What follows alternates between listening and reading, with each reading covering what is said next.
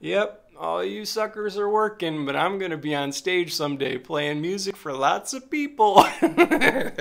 What's up, music lovers? Good to see you. Thank you for joining us today. My name is Rowe, and I am a working singer-songwriter, and that is Maggie, my dog. So today we're going to be going over all of the part-time jobs I've had in becoming a full-time musician. It has been a lot of jobs. Immediately this topic makes me think of my friend Corey Kurtzy.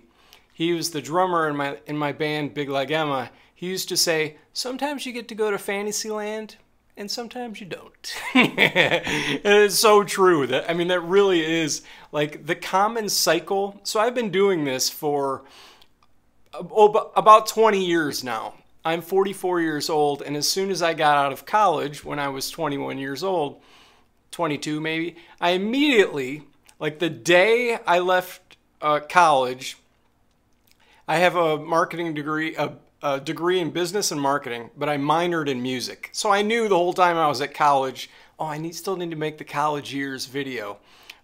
Anyway, while I was at college, I'm like, dude, as soon as I get out of college, I am playing music full-time, for life, forever. That's my thing, music.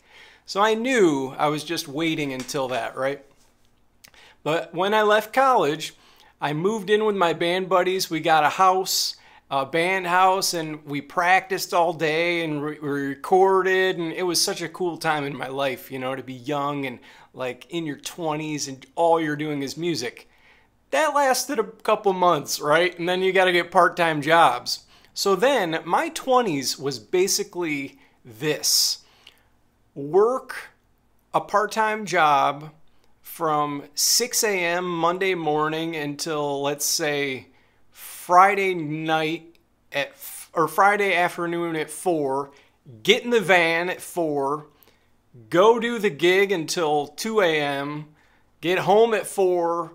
Wake up, go to work, go to the gig, get home at 2, or get home at 4 a.m., wake up, go to the gig. I was working like 80-hour weeks, and it was just the part-time gig and music. Those are my two things, right? So let's get to the jobs that I've had. Well, my first job, I was a Buffalo News delivery boy. So what, I was like probably 12, but that was the first time I got paid to do anything. I was delivering the Buffalo newspaper in my neighborhood at 12 years old. So that was before I was a musician. But then eventually I got into, like, as I got into my teens, my very first job, my first cooking gig was at Bob Evans in Jamestown. And that only lasted a summer.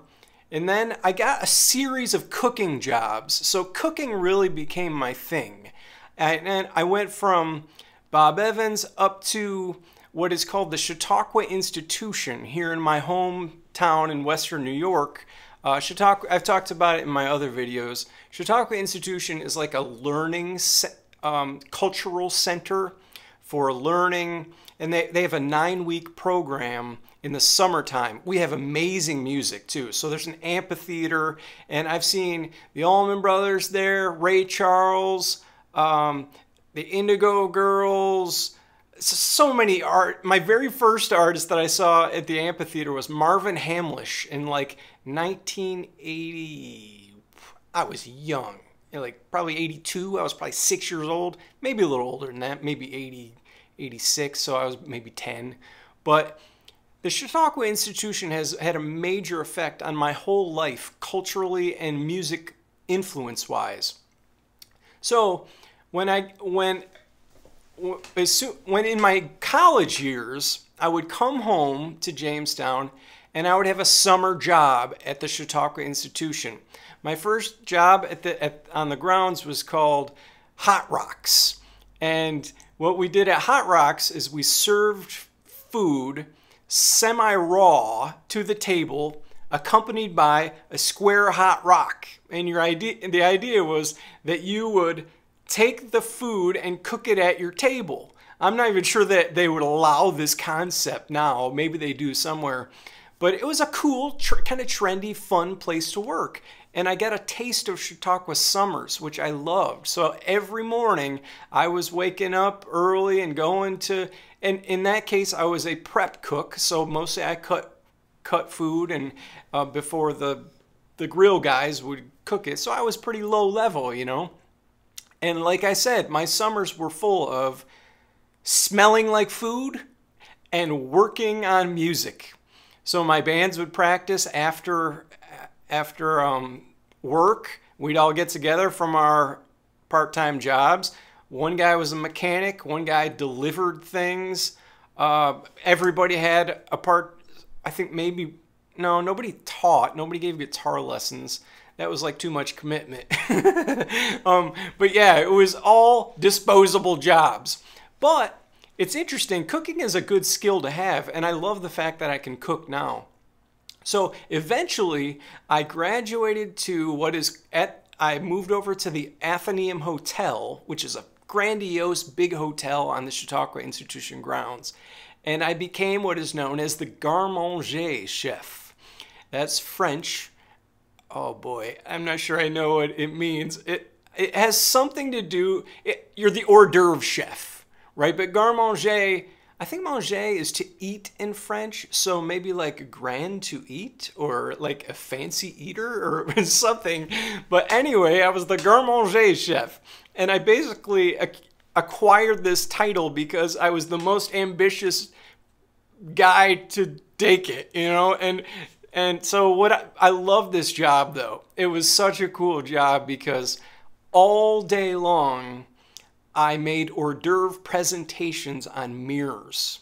Huge mirrors. We're talking like 6 feet wide and 3 or 4 mirrors high. And I would make these presentations. So it was really cool because it was very artsy. And I got to use my hands. And I got to listen to music all day while I was making these presentations. So it was like I was also the only guy in a refrigerated room all summer long. Yeah.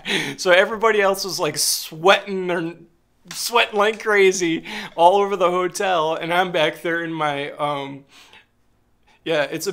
picture this. I'm back there with a really sharp knife listening to music in a air-conditioned room. It's very peaceful and everybody's stressed out around me, and I'm like writing song lyrics on random pages while I'm making these crudités. And then I'm brainstorming all these musical ideas, and in the back of my mind I'm going, yep, all you suckers are working, but I'm going to be on stage someday playing music for lots of people. And that was a part of my dream, paying those dues, man. You got to pay the dues. And what it does is it slows down and makes realistic the dream so that you can make quality art. Super important. It takes years and years and years to develop quality art and to develop your sound as an artist.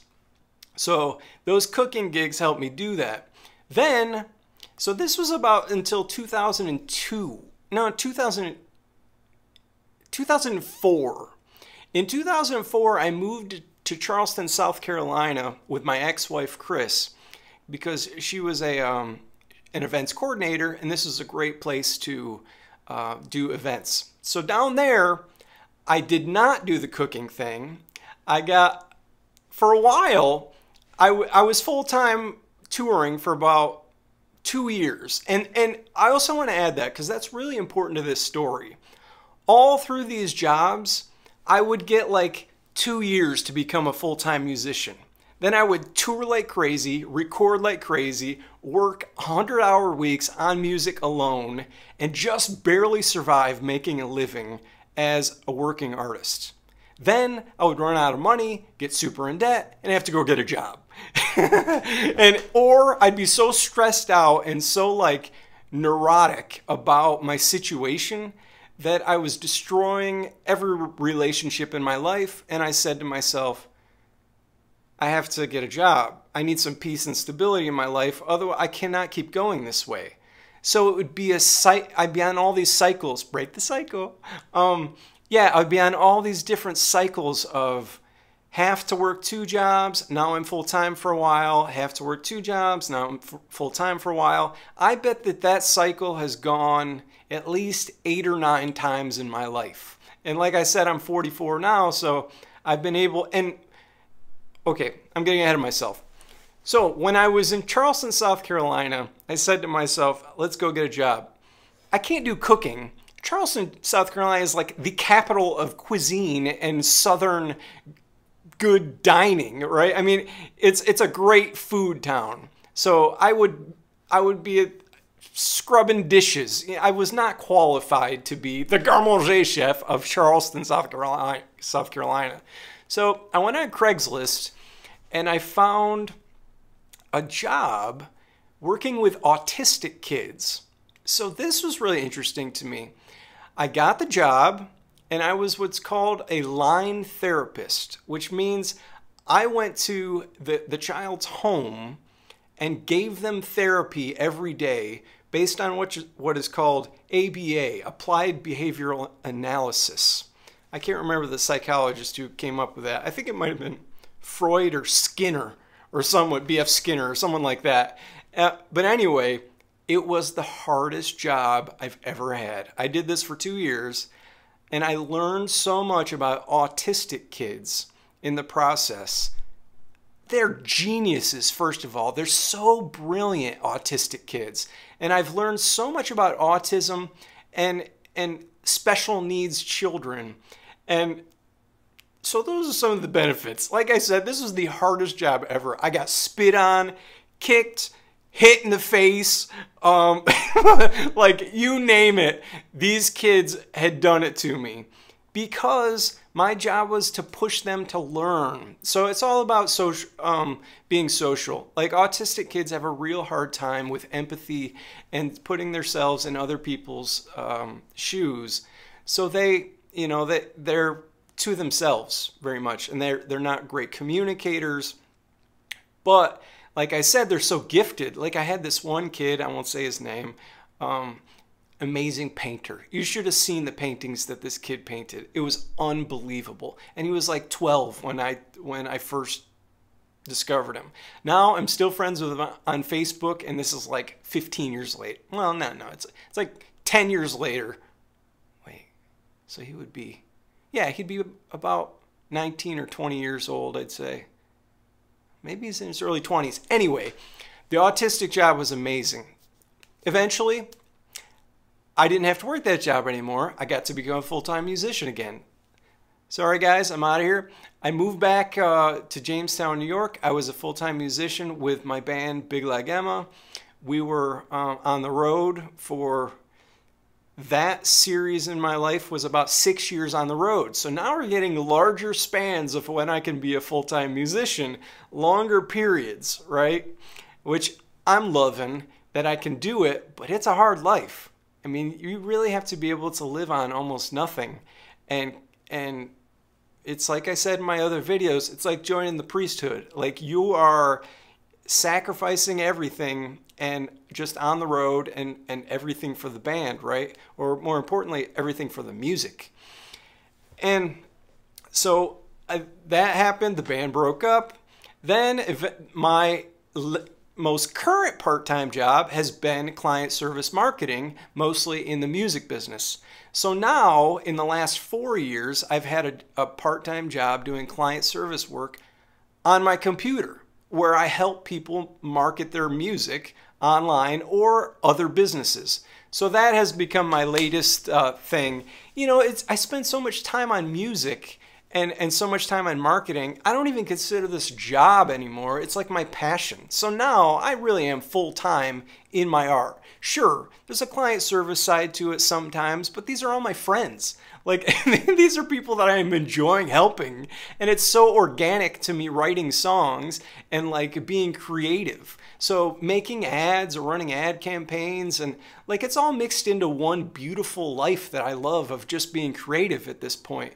So am I a full-time touring musician while I'm making this video? No, but I could be again in 2 weeks, and I could be just doing this same equation for the next 2 years. Who knows?